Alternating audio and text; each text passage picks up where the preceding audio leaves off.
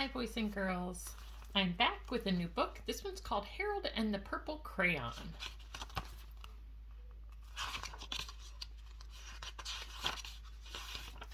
One evening, after thinking it over for some time, Harold decided to go for a walk in the moonlight.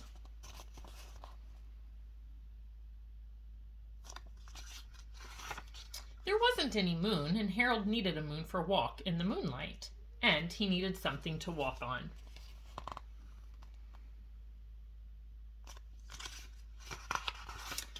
He made a long, straight path so he wouldn't get lost, and he set off on his walk, taking his big purple crayon with him.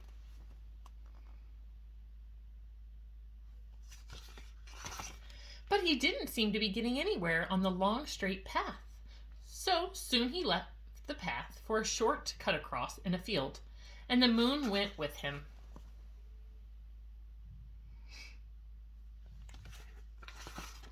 The short cut led right to where Harold thought a forest ought to be. He didn't want to get lost in the woods, so he made a very small forest with just one tree in it.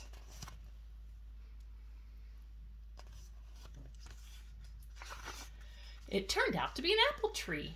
The apples would be very tasty, Harold thought, when they got red. So he put a frightening dragon under the tree to guard the apples. It was a terribly frightening dragon.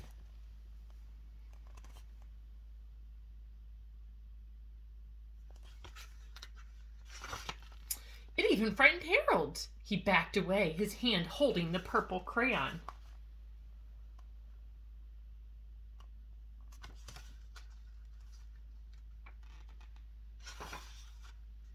Suddenly, he realized what was happening, but by then Harold was over his head in an ocean. His hand was shaking because he was so scared. He came up, thinking fast, and in no time he was climbing aboard a trim little boat.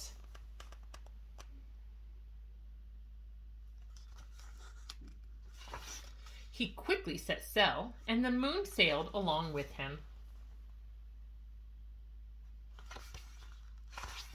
After he had sailed long enough, Harold made a land without much trouble. He stepped ashore on the beach, wondering where he was.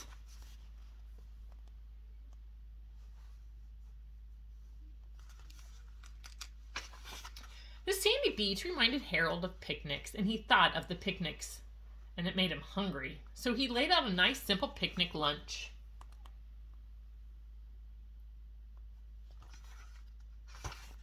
There was nothing but pie, but there were all 9 kinds of pie that Harold liked best.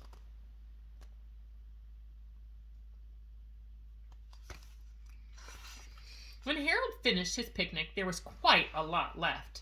He hated to see so much delicious pie go to waste.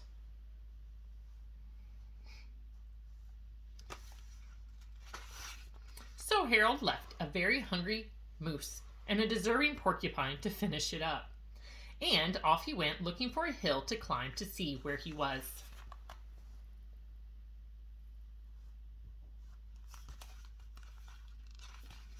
Harold knew that the higher up he went, the farther he could see, so he decided to make the hill into a mountain. If he went up high enough, he thought, he could see the window of his bedroom.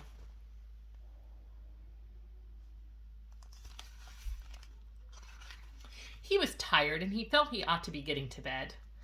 He hoped he could see his bedroom window from the top of the mountain.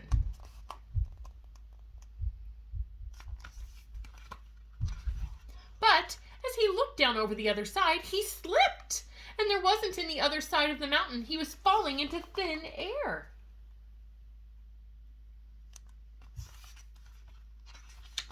But luckily he kept his wits and his purple crayon. He made a balloon and he grabbed onto it.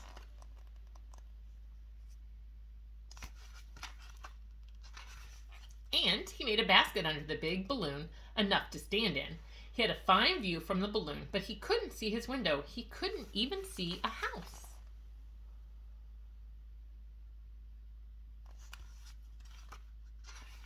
So he made a house with windows, and he landed the balloon on the tall grass in the front yard.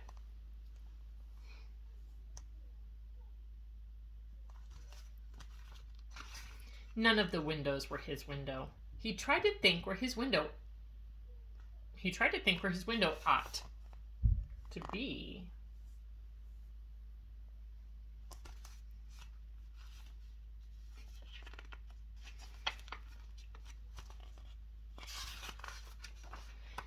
He made some more windows. He made a big building full of windows.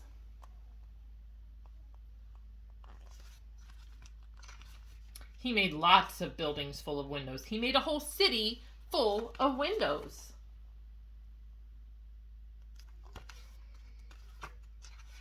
But none of the windows was his window. He couldn't think where it might be.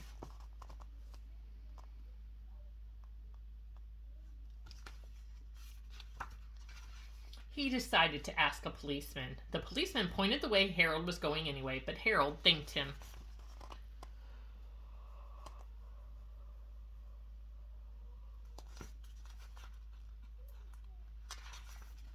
And he walked along with the moon, wishing he was in his room and in his bed.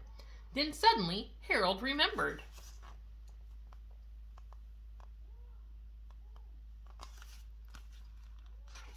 He remembered where his bedroom window was when there was a moon.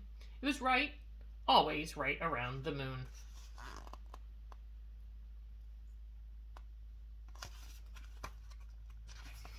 Then Harold made his bed, and he got in it, and he drew up the covers.